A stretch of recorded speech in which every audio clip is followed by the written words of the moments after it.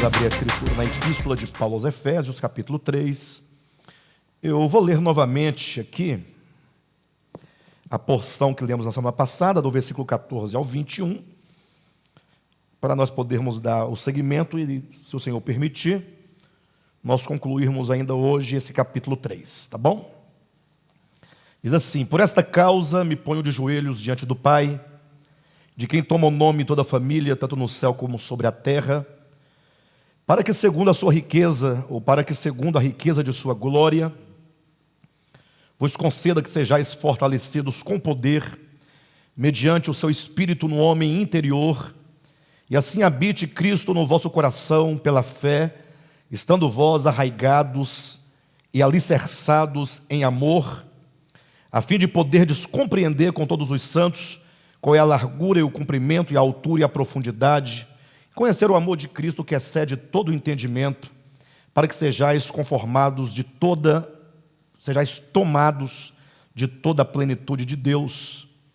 Ora, aquele que é poderoso para fazer infinitamente mais do que tudo quanto pedimos ou pensamos, conforme o seu poder que opera em nós, a ele seja a glória na igreja e em Cristo Jesus, por todas as gerações, para todo sempre. Amém. Interessante como se percebe claramente como que parece que o apóstolo ele faz no final do capítulo 3 uma palavra final, né? Parece que a carta se conclui aqui. Aqui é como se ele fizesse uma doxologia, um encerramento, palavras de adoração, louvor e glória, como se encerrasse aqui a carta, mas segue-se ainda mais 3 capítulos, o que dá a entender claramente que no capítulo 3 encerra-se a primeira parte dessa epístola e o capítulo 4 começa, portanto, a segunda parte. A primeira parte, geralmente voltada à questão ortodoxa, né? A questão da apresentação da verdade, a questão do querigma, a proclamação da verdade, e a parte 2, os capítulos 4 a 6, a aplicação da palavra. Ou seja, como que essa palavra apostólica da primeira parte, ela agora é aplicada, ela é compreendida de modo prático no viver dos cristãos. Primeiro ele apresenta a verdade, em seguida ele faz um rogo para que aquela verdade apresentada saia do âmbito intelectual, do âmbito do conhecimento da mente e entre para o conhecimento do espírito. Somente quando a verdade entra para o âmbito do espírito é que ela produz fruto real dentro de nós. Interessante como que no capítulo 3, do 14 ao 21, só revisando com os irmãos aqui, o apóstolo ele começa no versículo 14, dizendo que ele orava, portanto, para que a igreja de Éfeso, assim como todos os leitores dessa carta, porque as cartas não se destinam única e exclusivamente a alguma igreja, mas tem apenas um destinatário imediato, mas enquanto verdades do Evangelho, ela se perpetua por todas as gerações, mas Paulo diz que se colocava de joelhos, né, diante do Pai, de quem toma nome toda a família no céu e sobre a terra, para que segundo a sua riqueza de glória, o Senhor nos conceda que sejamos fortalecidos com poder, mediante o seu Espírito no homem interior. Ou seja, a partir do momento que ele apresenta a economia de Deus, do ponto de vista, primeiramente celestial, capítulo 1, depois dá um salto à terra, capítulo 2. Capítulo 3, ele mostra que esse mistério apresentado sob 2 perspectivas. Capítulo 1, a visão celestial. Capítulo 2, a visão desse propósito, do ponto de vista terreno. Ele apresenta como que isso consistia num grande mistério, ou seja, o fato de Deus ter um supremo propósito, ou que seja, ter um propósito eterno, que inclui a salvação dos judeus e dos gentios, quebrando toda a ideia da parede da separação, quebrando o problema da inimizade, tirando o problema dos rituais específicos do judaísmo, os problemas legais da lei de Moisés, para que o Cristo de Deus seja Ele próprio, não somente o justo, mas o justificador de todo aquele que exerce fé nele. Por isso que o capítulo 2 mostra a cruz como centro para onde todas as coisas convergem, seja o passado ou seja o futuro, ou que seja o mesmo presente, tudo convergindo ali no mistério da reconciliação, a cruz, o epicentro do encontro, ou melhor, o epicentro de onde explode ali o amor de Deus para a humanidade, mas também o centro onde todos se encontram e se reúnem em torno do Cristo e constituem com Cristo um só corpo com Deus, todos agora participantes de uma mesma filiação, tendo a Deus como Pai, e o Espírito que nos dá acesso à experiência dessa filiação divina. Mas tudo isso, todo esse propósito traçado, capítulo 1, 2 e 3, Paulo diz agora que é necessário que haja uma vitalidade no espírito humano. Versículo 16: para que, segundo a riqueza de sua glória, vos conceda que sejais fortalecidos com poder, mediante seu espírito no homem interior. Veja que coisa interessante. O capítulo anterior, capítulo 2, ou melhor, capítulo 1, ele faz também uma oração. No capítulo 1, versículos 15, ele diz assim em diante: por isso também eu tendo ouvido a fé que há entre vós no Senhor Jesus e o amor para com todos os santos, não cesso de dar graças por vós, fazendo menção de vós nas minhas orações. Então veja que ele ora aqui no capítulo 1, ou pelo menos ele está dizendo que ele orava pelos irmãos, ele orava pela igreja. Versículo 17: para que o Deus de nosso Senhor Jesus Cristo, o Pai da glória, vos conceda o quê? Espírito de revelação e de sabedoria, para que essas verdades sejam não somente compreendidas no âmbito intelectual, mas sejam compreendidas com os olhos do coração, no espírito. E agora no capítulo 3 ele diz que ele também orava para que não somente nós tivéssemos a compreensão intelectual, não somente a compreensão no espírito humano, a revelação intuitiva do espírito, mas que agora nós tivéssemos o poder e a potência dessas verdades agindo poderosamente em nós para nos levar a um alvo. Esse alvo que toda vez, ou todas as vezes que nós o apresentamos, não poucas pessoas consideram uma utopia. E várias pessoas com quem eu converso, ou a quem eu ouço, o que elas dizem? Que é bonita essa mensagem, que é muito bacana. E até dizem assim que, poxa, é uma das mensagens mais puras que eu já pude ouvir, mais coerente com a verdade. O grande problema é o distanciamento que se vê entre esse alvo, que nós falaremos hoje, com a experiência disso. Então não é sem razão que Paulo diz que ele orava para que nós fôssemos completamente enriquecidos, ou que o Senhor nos concedesse que sejamos fortalecidos com o poder. Ou seja, ele diz que é necessário uma ação do Espírito em poder em nós, para que nós alcancemos e experimentemos e provemos o alvo final das verdades da economia de Deus aqui apresentada. Que verdade é essa?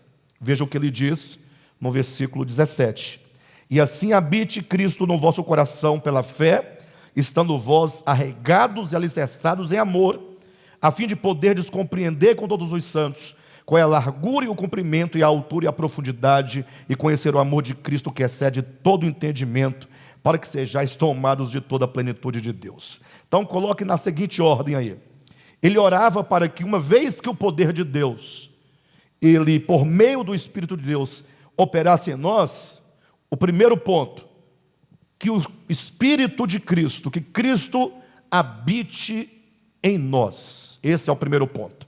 Que haja uma habitação.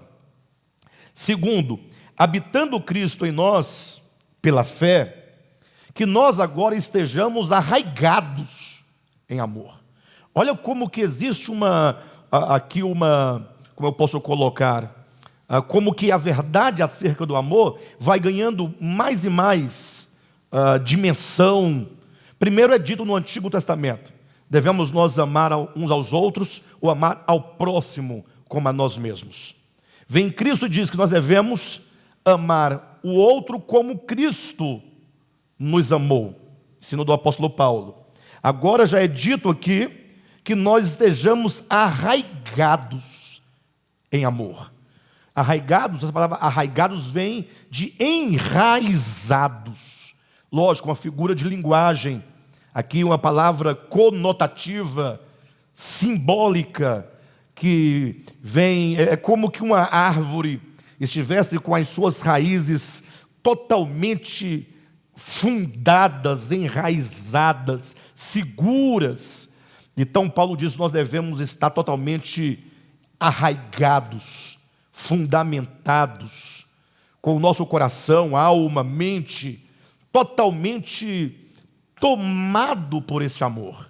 Então é uma dimensão muito grande. Muitos consideram isso como uma utopia, mas este é o alvo do Evangelho, e Paulo vai chegar concluindo lá no finalzinho que Deus pode fazer muito mais do que isso, né? Mas a princípio vamos enumerando. Uma vez que nós tenhamos esse Espírito de Deus enquanto uma força, uma potência, um poder operando em nós, primeiro, Cristo habita em nós. Segundo, nós estaremos arraigados e alicerçados em amor. Terceiro, vamos compreender com todos os santos a largura, o comprimento, a altura e a profundidade do amor, que excede todo o entendimento. Olha o paradoxo. Se o amor excede todo o entendimento, como podemos nós compreender a altura, a largura, a profundidade desse amor? Então veja que somente por meio de revelação e por meio do Espírito de Deus agindo em nós é possível isso acontecer. E então, por último, ele diz que assim seremos tomados de toda a plenitude de Deus. Então, o que eu quero conversar com vocês hoje é sobre esse amor enquanto o alvo final da nossa salvação. Infelizmente, quando os crentes falam sobre o alvo final da salvação, eles pensam no céu, num paraíso, roupas brancas, coroa na cabeça, tocando harpas, cantando no coral. Ou seja, eles querem um mundo fabuloso, né? Deus sentado no trono, Jesus do lado direito, o Espírito Santo possivelmente do lado esquerdo, né? Os anjos cantando, batendo as asas, anjo para lá, anjo para cá, tanta asa batendo e eles no meio cantando, né? O céu não pode ser quadrado, deve ser uma abóboda assim, numa safira, né? Azul. Ou seja, eles pensam sempre isso como alvo. E veja como a Escritura, quando lida do ponto de vista correto, que é o ponto de vista orgânico, nos leva a compreender que o Senhor está nos levando a nos tornarmos, em termos possíveis, cheios da plenitude de Deus. Já imaginou que expressão mais poderosa? Sermos tomados. Tomado significa que não haverá em nós nenhum espaço para qualquer outra coisa, porque Deus, na sua plenitude, Ele vai nos ocupar plenamente. Quando eu digo Deus, na sua plenitude, entenda que uma gota do ser de Deus é em si mesma plena. Então não é que nós seremos capazes de conter Deus na sua plenitude, mas Deus, enquanto a natureza divina, plena em si mesma, em nós, nos encherá plenamente. E quando isso acontecer, seremos nós uma expressão daquilo que Ele é.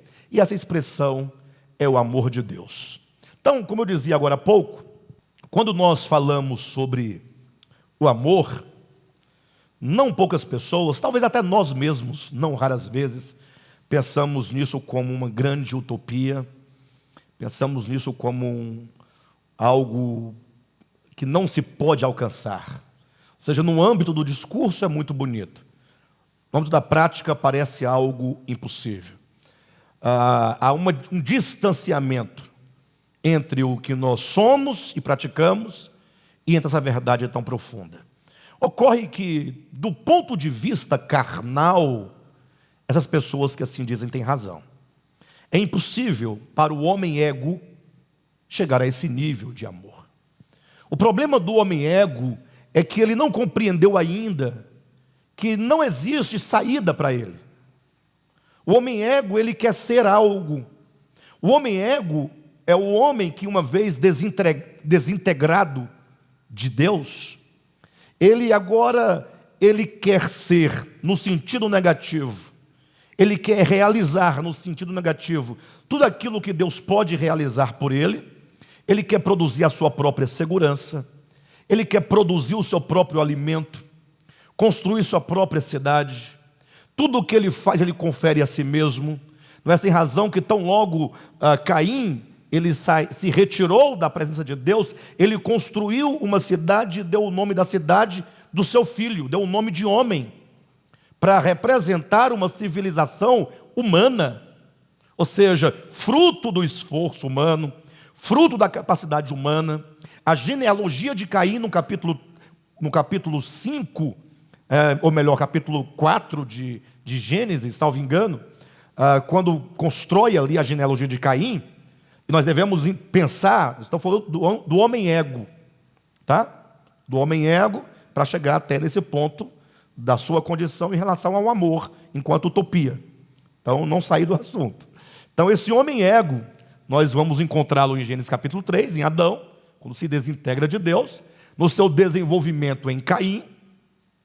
E de Caim é dito no capítulo 4, versículo 26 de Gênesis: retirou-se Caim da presença de Deus e foi habitar numa terra distante chamada Nod. Pense nisso. Essa história de Caim não é a história de Caim, é a nossa história. Caim está ali como protótipo.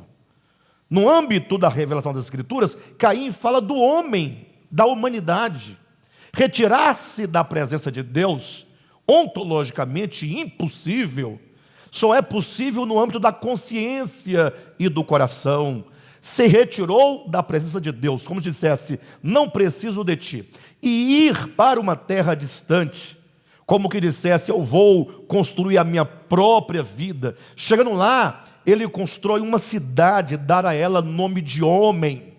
E aí, quando vem a genealogia de Caim, é dito que seus filhos se tornaram os pais de um processo civilizatório, de todo um processo industrial. Cuidado, porque se você quiser levar isso para o âmbito histórico, alguém pode questionar tudo isso. Mas o que a Escritura quer nos trazer, ou o que Deus quer nos ensinar na Escritura, no âmbito desses protótipos e no âmbito da revelação, é que essa civilização sem Deus, esquece o aspecto histórico, não pensa em Caim, pensa na humanidade.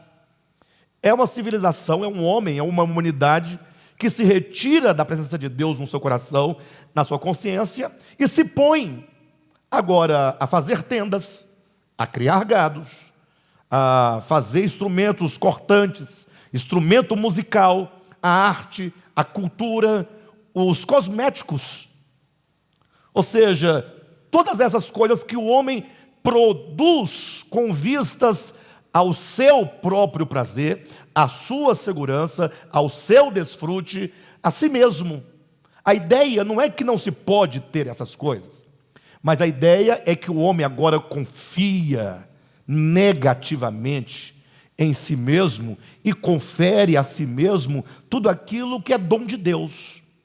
Ao passo que quando você compara este homem ego visto em Caim com Sete, que é a outra genealogia, né, do outro filho de Adão, são duas genealogias, capítulo 4 e 5, uma para falar do homem ego, a outra para falar do homem espiritual, do homem separado, do homem que vive na dependência de Deus. Ao contrário de Caim, que se retira da presença de Deus e vai para uma terra distante, é dito que Sete gerou um filho chamado Enos, e daí começou-se a invocar o nome do Senhor. Duas genealogias que falam de duas disposições de coração, de duas possibilidades. O que começa em Gênesis capítulo 1 e 2, e 3, como árvore do conhecimento e árvore da vida, que gera morte e gera vida, está em Caim e está em Sete, saindo da presença de Deus, invocando o nome do Senhor. É uma corrente. Isso vai até o Apocalipse. Então a revelação, ela é muito simples, não é? Desde que nós não nos envolvamos ou não nos perdamos nos labirintos da história bíblica e colhamos o que é essencial.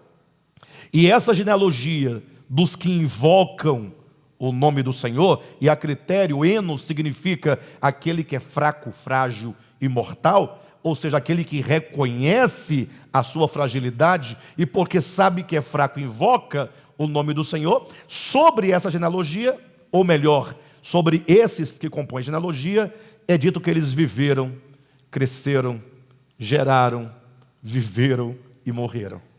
Interessante. Se alguém me perguntasse, pastor, esse povo aqui, descendente de Sete, será que eles construíram tendas? Óbvio, onde eles morariam? Será que construíram casas? Certamente. Mas nada disso é dito. É dito que eles viveram, cresceram, geraram e morreram. Então, fulano que gerou o cicrano, e cicrano então cresceu, viveu, gerou e morreu. É uma genealogia de viver e gerar, viver e gerar, viver e gerar. E essa outra genealogia de Caim, tem aqueles que constroem tendas, que criam gados, instrumentos cortantes, cria música, instrumentos musicais, cosméticos, aí em seguida vem um tanto de misérias. Então nisso aqui, de Caim, atenção, cria gado, tenda, não há nenhum mal nisso. Mas veja o significado. Aqueles que, porque se retiraram da presença de Deus, porque abriram mão do manancial de águas vivas, esses agora precisam dessa força do seu próprio braço. Agora já esses invocam o nome do Senhor, então em termos espirituais, entenda, nada precisam fazer. Deus dá aos seus filhos enquanto dormem. A ideia de que, ainda que eles trabalhem, ainda que eles produzam, ainda que eles construam, a ideia é tudo vem de Deus. Nós apenas vivemos, apenas geramos, apenas vivemos para Deus, porque tudo é dele. E se nós realizamos, é Ele em nós, pela capacidade, pela força, pela inteligência, que realiza. Bem, voltando a Efésios, este homem ego, negativamente, confere tudo a si próprio. Mesmo nós cristãos temos que tomar um cuidado muito grande com isso. Porque, por exemplo, você hoje tem saúde, tem força, tem um emprego, tem um salário, tem uma aposentadoria, você tem uma poupança, você tem uma casa, você tem um carro, você tem filhos. Nós temos muitas coisas e nós trabalhamos arduamente para conquistar essas coisas. Nessa terra aqui ninguém conquista absolutamente nada sem luta, sem esforço. E aí é o momento, ou a ocasião em que nós podemos nos trair, por causa do esforço despendido, considerar que todas essas conquistas são nossas. Aí caímos na linhagem de Caim. Então, embora nós nos doemos, trabalhemos, estudemos, busquemos, construamos, devemos sempre manter a clara ideia, a verdade no coração, tudo provém de Deus. Não tem texto mais lindo do que aquele de que Davi, quando ofereceu a Deus os materiais para construir o templo, quando ele disse ao Senhor: Senhor, receba todas essas dádivas, que das tuas mãos nós recebemos e vô-la entregamos. Acho que essa ideia é muito extraordinária. Esse é o coração da genealogia de Sete, de Enos. Então o homem ego, negativamente no plano material, confere tudo a si. Não raras vezes, mesmo nós eu falo, nós que estamos buscando, nós que temos entendimento, que já compreendemos, muitas vezes nós acabamos por conferir a nós essas coisas. Temos que tomar um cuidado muito grande. Por todos os efeitos, o homem ego é aquele que não pensa em Deus, ele pensa em si. E alguns até falam assim, que Deus que nada, não deixa eu trabalhar não para ver se eu consigo. Como se porventura esse homem ego fosse capaz de abrir os olhos de manhã por si próprio. Esse homem ego não entende. Ele está lá na casa dele, lá. Ele tem um grande dia de trabalho, ele ignora Deus, mas ele não sabe que ele comeu na noite anterior um macarrão que foi feito meio-dia, ficou fora da geladeira à tarde, e tinha umas rodelinhas de ovo em cima, tal, mas não estava azedo, estava tudo certinho. A esposa esquentou, e de repente ele comeu, e ali ele pegou uma bactéria, uma salmonela, e no dia seguinte ele não tinha condições de se levantar e ir ao trabalho. Ou seja, vem uma bactéria invisível, porque o homem ego é tão poderoso, e a bactéria, coitada, ela não é nem mesmo visível a olho nu. Não é? Se fosse uma formiga, já era alguma coisa, mas não. O homem ego é muito poderoso. Aí vem uma bactéria e simplesmente o inutiliza. E aí ele não reconhece que não está no seu poder. E às vezes você pode comer uma comida fresca, não tem problema. Às vezes uma gripe te deixa de cama. Ou você pega um coronavírus, fica impossibilitado, amanhã internado, depois de amanhã entubado, do dia seguinte sepultado. Ou seja, onde está o poder da minha existência? Não está na minha mão. A força com que eu trabalho, a inteligência com que eu trabalho, não estão no meu poder. O homem ego não entende isso. Ele confere a si. Agora imagine que quando esse homem ego, preste atenção, ele se converte, e ele, portanto, transita da linhagem de Caim para a linhagem de Sete, de Enos. Pastor, é possível? Sim, é possível, naturalmente, desde que essa pessoa, esse homem ego, compreenda que ele não tem saída, ele não pode servir a Deus nessa linhagem, ele tem que mudar de raiz. Mudar de genealogia é mudar de raiz. Então ele tem que morrer aqui, não tem como eu hoje sair da minha árvore genealógica e ir para a árvore genealógica de uma outra pessoa, sem que eu morra e nasça de novo naquela linhagem. Então não é uma transição formal, não é uma transição ritual, não é uma transição material, só pode ser orgânica. Esse homem ego precisa morrer e nascer de novo na nova linhagem. O problema, e aqui eu me situo exatamente no texto e na problemática que nós instauramos no início, é que essa transição orgânica de morte e novo nascimento não acontece num momento único. Puxa, seria tão bom. Morreu para o velho homem, pronto. Nasceu para o novo homem, tudo resolvido. Mas não. Esse processo, essa experiência orgânica é processual. De modo que coabitam em nós, nesse processo, duas consciências. Onde diz isso na Escritura? Olha, quando Paulo diz aos cristãos da Galácia que a carne milita contra o Espírito e o Espírito contra a carne, então há duas forças, há duas consciências lutando dentro de mim. Por isso é dito que eu devo andar no Espírito e não satisfazer as obras da carne, porque há carne e há Espírito. Então há Caim e há Enos. Vocês entendem? Nós somos um pouco misturados ainda. Esse processo, ele não acontece de uma vez só.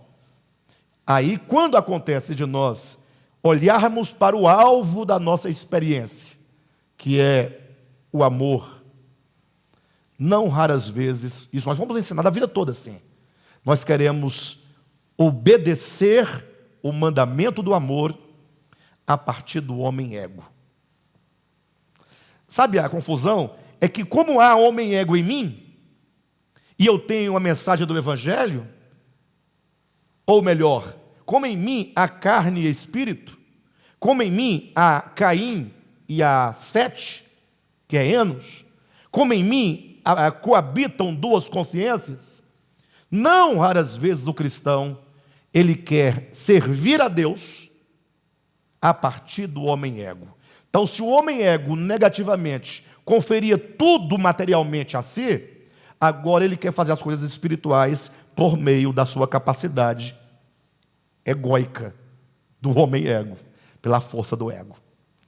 E aí, tudo que o homem ego consegue fazer é ir para a igreja. Sair de casa e ir para o culto. Ele consegue. Até porque isso puxa.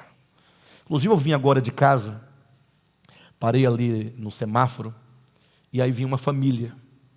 Um senhor com a Bíblia na mão, uma senhora com uma criança no colo, e um garotinho assim de uns 10, 11 anos. Então era uma família, todos, cada um com sua Bíblia, indo para uma igreja em plena quarta-feira. Fiquei pensando, quando uma família deste modo, família inteira, vai para o culto numa quarta-feira, de duas uma, ou vai porque existe uma escravidão da religião, e o ego, o homem ego, portanto, precisa corresponder à religião para que ele conquiste o céu, para que ele conquiste a bênção, para que ele conquiste o favor divino, ou então é uma família muito plena do Espírito, muito ganha, o que eu acho muito difícil. Vocês entendem?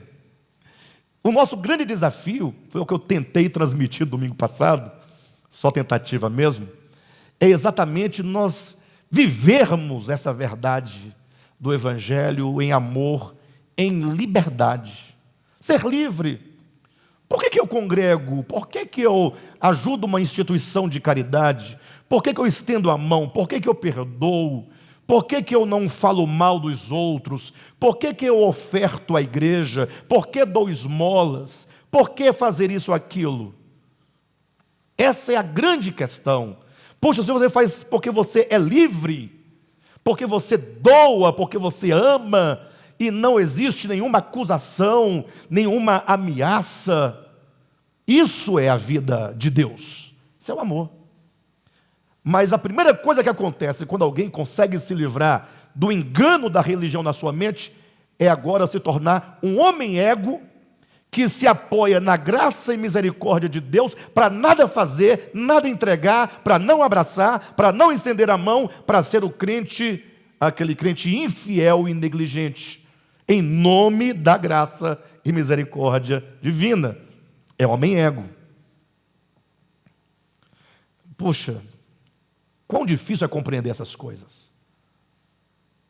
Muito difícil. É difícil compreender mesmo no plano intelectual. Mas eu falo, o povo diz que não está me entendendo. O pastor fala, não entendo nada que ele diz. Já ouviram alguém dizer isso? Não entendo nada. Ele começou lá em Efésios, depois foi para Caim. Está vendo? Não percebe o que eu estou dizendo. Então, quando o homem ego, agora, positivamente, vocês observaram que eu falei negativamente e agora positivamente? O homem ego, negativamente, ele confere tudo material para si. Positivamente significa, agora tudo que é espiritual, o homem ego quer praticar. E aí ele só consegue ir para a igreja. Ele só consegue dar o dízimo. Dar dízimo. Ele consegue. Lógico que depois, quando ele tiver a compreensão que o homem ego não serve para nada, tem que morrer, aí ele não vai mais congregar e nem vai mais dar o dízimo. Isso é verdade. Até que ele seja ganho pelo Espírito. Mas o fato é que o homem ego agora, nos aspectos espirituais e, portanto, positivos, ele agora quer servir a Deus. Então ele só consegue ir para a igreja, só consegue dar o dízimo, ele consegue parar de beber, né, de fumar e de dançar, de cantar músicas do mundo. Isso ele consegue fazer. Mas ele não consegue deixar de ser egoísta, avaro, impuro, adúltero, falador da vida alheia. Ele não consegue amar, não consegue perdoar.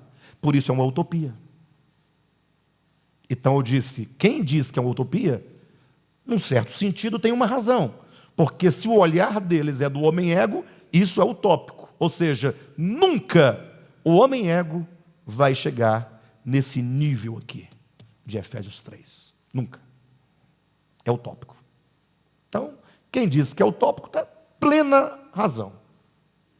Plena razão. O problema é que o entendimento das Escrituras, a revelação, é que esse homem ego, ele não serve para Deus. A ideia é que somente morrendo para uma linhagem, se renasce na outra.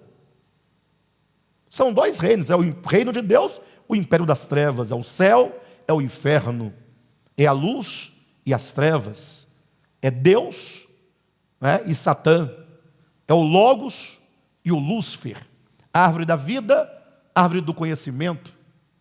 Então a Bíblia toda constrói essas duas linhas. Não tem como você criar qualquer outro entendimento, mas tudo isso entendido dentro do homem, e não fora dele.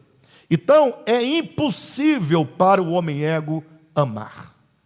Toda vez que alguém tenta amar e não consegue, esse é o sintoma, é o sinal de que ele está no caminho errado. A intenção é boa, mas o homem ego não vai conseguir absolutamente, porque o homem ego, o nome já está dizendo, o ego não pode amar. O ego não pode ser altruísta, isso é uma contradição. Por esse motivo, é que Paulo coloca no versículo 14, me ponham de joelhos. Ele quer dizer, esse assunto é espiritual. Se pôr de joelho, ou mesmo a oração, e aqui temos que tomar um profundo cuidado, porque é muito sensível a linha que divide o homem ego do homem espiritual. Porque o homem ego ora, o homem ego se coloca de joelhos. A diferença é que o homem ego, ele se põe de joelho no chão. Ele não curva o coração. Por isso que o homem ego, quando ele vê alguém orando sentado, ele fala mal, ele condena. Eu fui numa igreja, o povo ora sentado. Você acredita? Nem de pé fica. Nunca vi alguém ajoelhado orando ali naquela igreja. Eu que não quero me ajoelhar para que você veja que eu estou de joelhos. Prefiro ter meu coração curvado. Jesus Cristo falou sobre dois homens que entraram no templo para orar. Um fariseu e um publicano. Um bispo, do ponto de vista religioso, e um agiota, do ponto de vista material. Você imagina, se entram numa igreja, num templo, né? Igreja não, num templo. Um bispo, desses que fala gritando na televisão aí, que cura todo mundo. Imagina só, que coisa, vestido, né, bem vestido, uns têm chapéu, outros não têm chapéu, mas a essência é a mesma. E entra agora também um agiota, que você sabe, todo mundo sabe, que ele nem frequentar a igreja frequenta. Ele é agiota. Logo, a primeira impressão qual que é? Esse agiota, o que ele faz aí? Nem deveria ter entrado a princípio. Não é digno. Se arrependeu? É a pergunta que você faz. Agora, o outro é natural que entre, né? É bispo. Aí Jesus fala que esse tal de fariseu orava. E disse que o publicano orava. Só que o fariseu orava de si para si. Erguia a cabeça, as mãos. E fazia ali a relação de tudo que ele praticava de bom. Ó Senhor, tu tens visto que eu oro 3 vezes por dia, jejuo 3 vezes por semana, dou o dízimo de tudo quanto tenho. O publicano não ousava levantar a cabeça. Batia no peito, coração contrito, disposição de coração. A pergunta de Jesus é: quem saiu dali justificado? Já pensaram nessa história? E a resposta é clara, né? Porque orar é disposição. Então, quando o apóstolo Paulo fala nesse alvo tão profundo, ele começa: ponham-me de joelhos, ou seja, começa daqui, de uma disposição de coração inclinado. Como que dissesse, para que Cristo habite em vocês, para que vocês possam estar arraigados em amor, para que vocês possam compreender aquilo que a mente humana não pode compreender. E para que a plenitude de Deus encha vocês plenamente, é preciso começar com oração. Ou seja, Paulo diz, eu não farei uma conferência. Talvez uma conferência seja boa para explicar os 3 primeiros capítulos, a exposição. Mas agora, para transitar para a parte 2 da epístola, que é a prática da palavra, ele fala, tem que ter oração. Eu oro por vocês, para que o Espírito de Deus, a potência de Deus, a força divina em vós realize isso. Ninguém vai amar sem que o Espírito de Deus possa nos tomar completamente e Ele amar em nós e por meio de nós. Mas cuidado, amar em nós e por meio de nós não é uma substituição do que somos. Porque a ideia de graça tem sido deturpada, graça e fé tem sido de tal modo deturpado que os que dizem entender isso, esses assuntos de graça e fé, eles acham que nada podem nem devem fazer, como se o ato de fazer ferisse a graça. Então, sejamos o que somos, homem ego, porque a graça é suficiente. Não tem graça nisso. A graça ensina, educa, transforma, salva. Então, quando eu digo para que o Espírito Santo ame em nós e por meio de nós, é o que está em Gálatas capítulo 5, versículo 22. O fruto do Espírito. O Espírito vai produzir o fruto em você. Mas esse fruto não é a parte do seu viver. O fruto não é a parte da sua consciência. O fruto não é a parte do seu coração. O fruto não é algo que não passe por você. O fruto é o que o Espírito Santo gera enquanto transformação. Ou seja, o Cristo de Deus não apenas nos salva dos pecados, Ele nos liberta do pecado. E, portanto, Ele se torna em nós o poder divino para fazer vivermos uma vida divina. Por isso começa com oração, e ele fala desse poder do Espírito em nós. E quando o Espírito de Deus atua em nós, a primeira coisa que acontece é o habitar de Cristo. Nessa sequência que colocamos. Nós já falamos semana passada, mas eu quero atualizar os irmãos. Não confunda o habitar do Espírito de Deus com a presença imanente de Deus. A presença imanente é Deus está presente imanentemente em toda a sua criação, desde os minerais, passando pelos vegetais e pelos animais até os homens, e ainda além dos homens, ainda nos mundos invisíveis, ainda nos arcanjos, anjos, sejam tronos, principados, potestades, onde houver uma existência, Deus estará imanentemente em toda ela, porque é impossível que algo exista fora dele. O problema é que uma pedra, tendo Deus imanentemente nele, e nenhuma lógica pode contradizer essa verdade, porque afinal, se Deus é onipresente, Ele é infinito, então o finito tem que estar tomado de todo o infinito. Não tem, isso é matemática.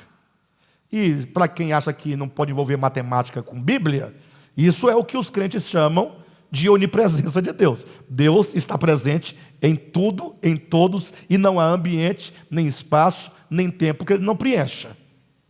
Paulo disse isso claramente. Tudo existe nele.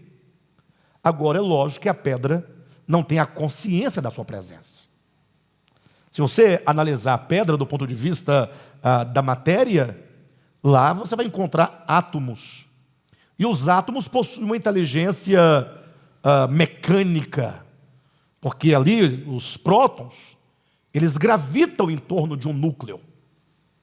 E eles gravitam numa velocidade tal, sem se esbarrarem um no outro, para gerar a densidade do objeto. E a velocidade é tão grande que agora, para nós, de tão lentos, tudo está parado. Não é assim? Isso não é inteligência? mas a pedra não tem a consciência dessa suprema inteligência nela, imanente, que faz isso acontecer. Você entende? Tem a presença, mas não tem a consciência. Por isso a pedra não se pode declarar a favor ou contra Deus. Perfeito? Assim também são os vegetais, que têm maior consciência da presença do que a pedra, os minerais, mas ainda assim não têm consciência inteligente. Os animais, semelhantemente, mas têm uma consciência maior que os vegetais, mas não a ponto de perceber a presença imanente.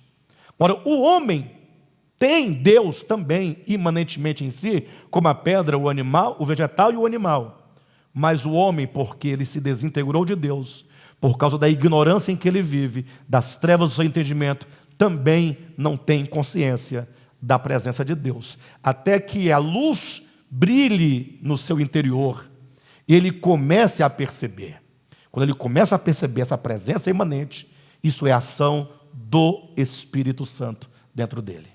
E somente, portanto, quando o homem ganha a consciência da presença imanente, é que essa presença deixa de ser mera presença imanente para habitar o homem. Porque habitar implica relacionamento e comunhão. Vocês entendem? É como se porventura, cuidado com o que eu vou colocar. Não vou colocar.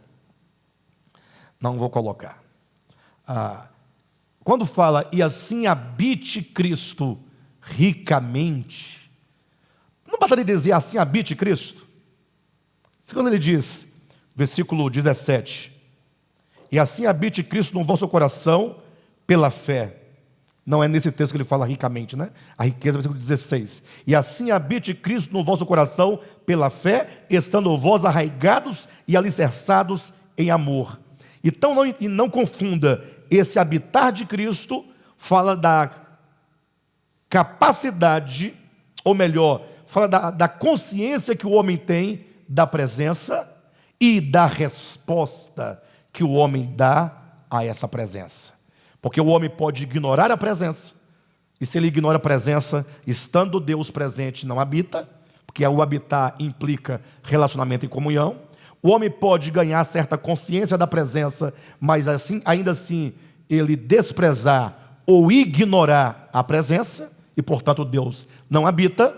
Ou agora ele pode ter a consciência e agora ele responder positivamente, e agora se entender como templo de Deus, e entendendo-se como templo de Deus, agora desenvolver relacionamento, e aí então Cristo agora habita.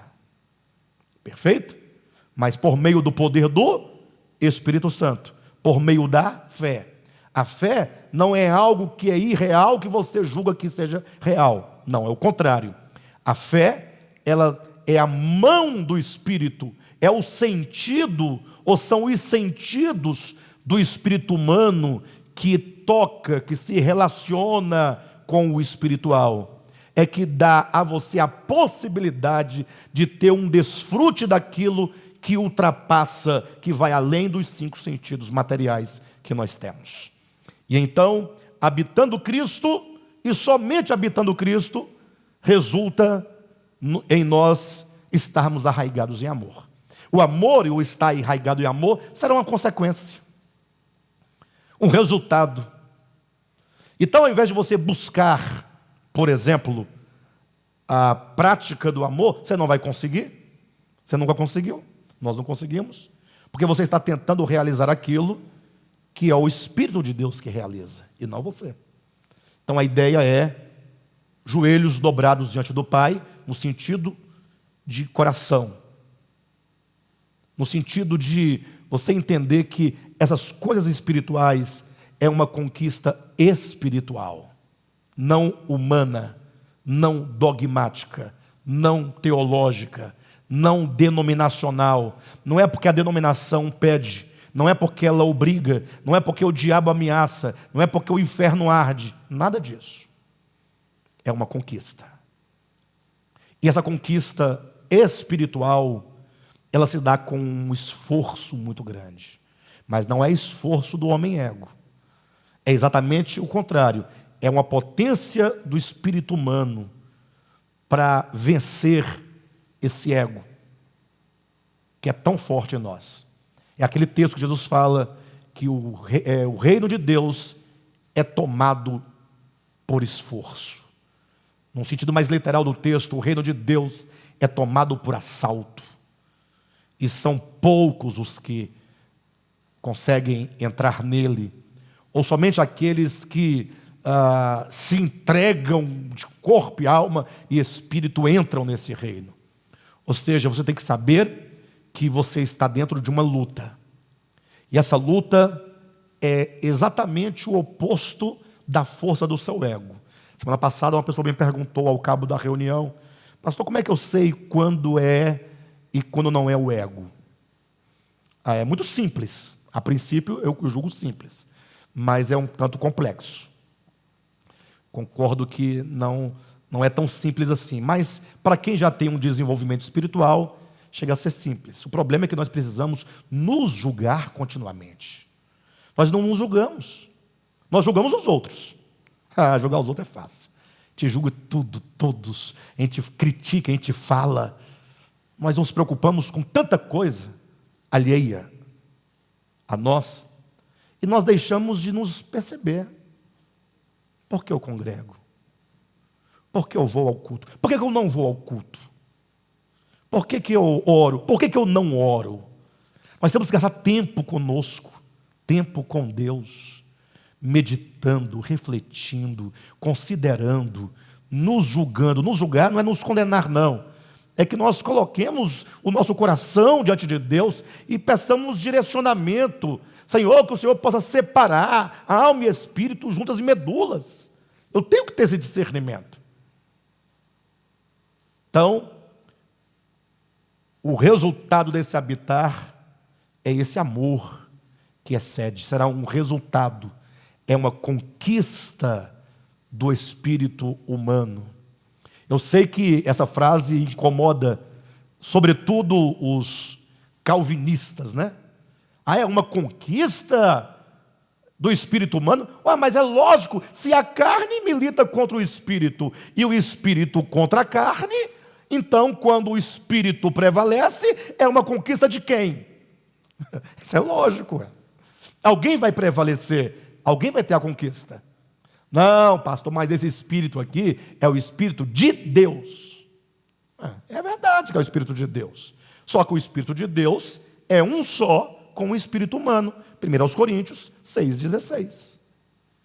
Até mesmo porque a própria Bíblia, ou que seja o Novo Testamento, não consegue diferenciar espírito humano de espírito divino, não poucas vezes.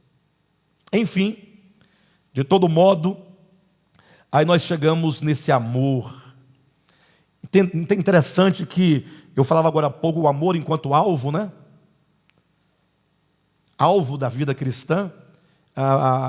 Poderíamos dizer que a maioria dos cristãos nunca pensaram o amor enquanto alvo. Infelizmente. E ainda aqueles que já pensaram, a maioria não tem o amor enquanto alvo. Estão preocupados com a roupa que a pessoa está vestindo. Poxa vida. Pessoas comentam na internet que a irmã estava cantando de calça. E eu fico imaginando como é que a pessoa está em casa, perde o tempo dela para assistir a um culto pela internet e fica olhando porque a tela é pequena. Porque esse tamanho tudo se reduz a uma tela, se for de celular, e ele consegue enxergar uma mulher de calça. O que ele está buscando na internet? Tem vídeos melhores para você ver, mais quentes. Você vai para a igreja buscar uma mulher de calça. Tem tanto lugar para você ver mulher sem roupa. Você vai ficar na igreja. Isso é homem ego. É o homem ego que está condenando a mulher de calça, mas está olhando. Entendeu como é que é a ideia? O homem ego, coitado, ele, da mesma hora que ele condena, ele se condena. Bobagem. Está lá o homem, lá, o outro olhando, falando do outro que está tocando de brinco. Uma argola na orelha não muda a vida de ninguém. Quem tem brinco na orelha não é melhor do que quem não tem. E quem não tem não é melhor do que quem tem. Porque é só uma argola. Tatuagem é só um desenho. Desde que não seja imoral ou diabólico, é só um desenho. É o nome do pai, da filha, da mulher. Fé. Escrito fé.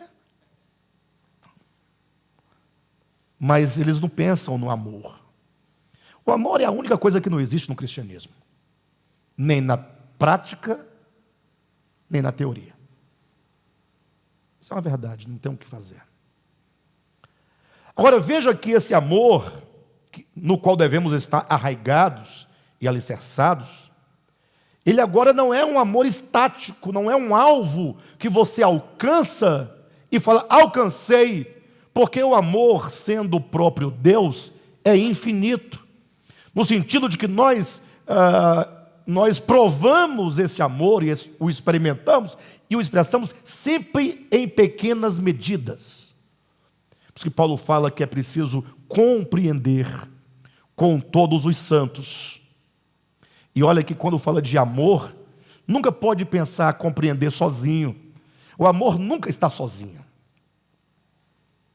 Para aqueles que pensam que não precisa de igreja, não tem as pessoas que pensam?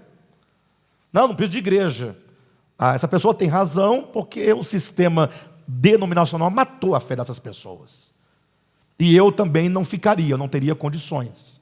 Mas não por ser um opositor a uma verdade, ou melhor, a uma necessidade de uma comunidade, mas por não ter o ambiente para estar em amor.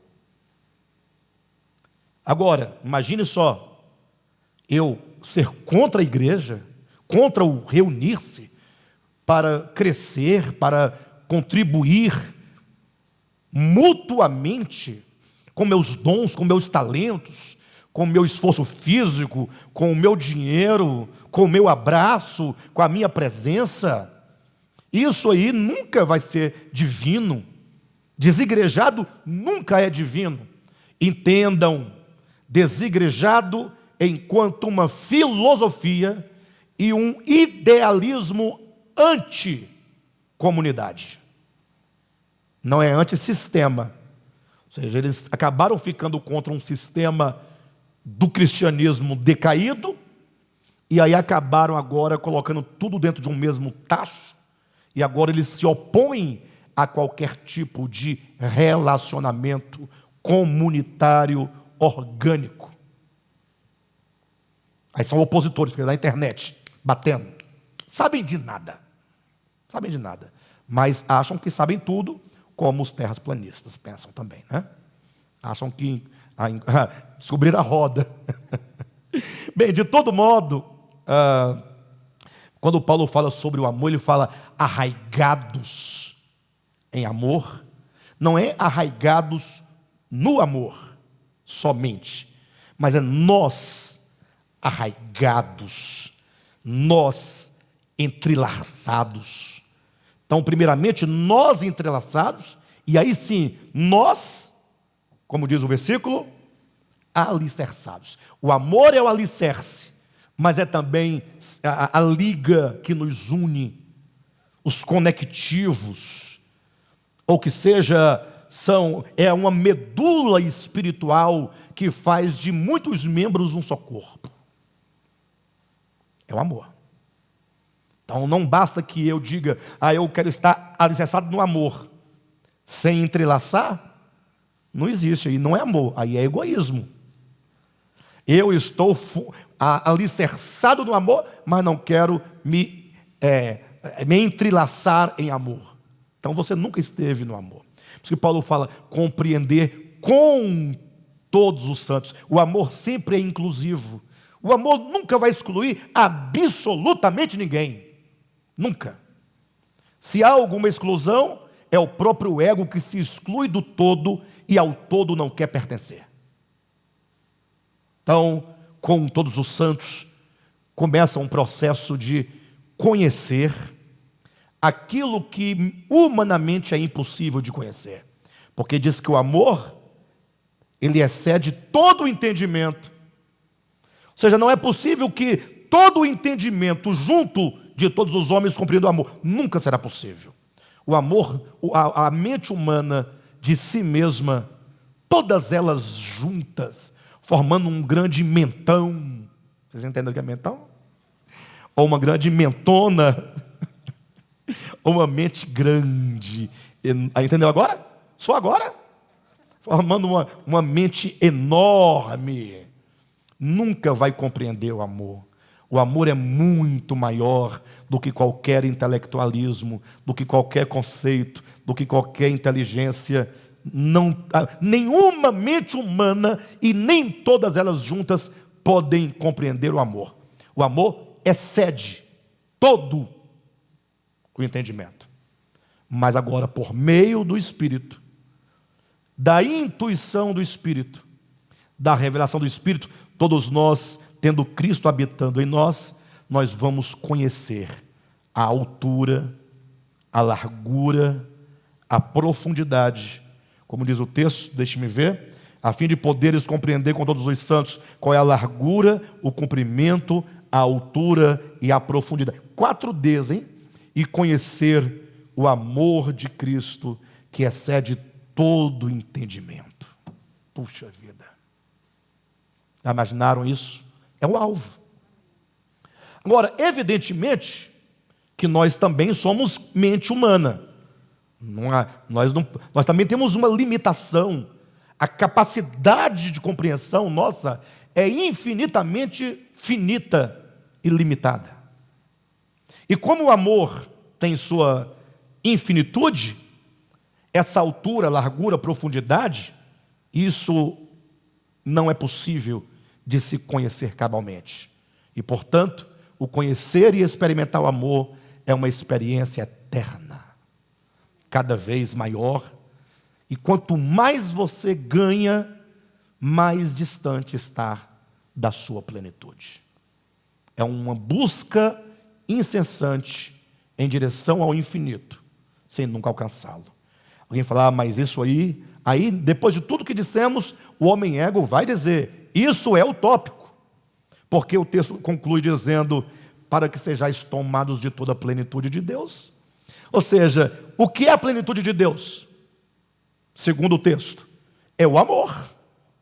Somente quando você conhece essas dimensões, 4 dimensões do amor, então agora que você tem a compreensão, o entendimento possível da largura, altura, profundidade, enfim, agora tem em si a plenitude. O amor de Deus é a plenitude de Deus.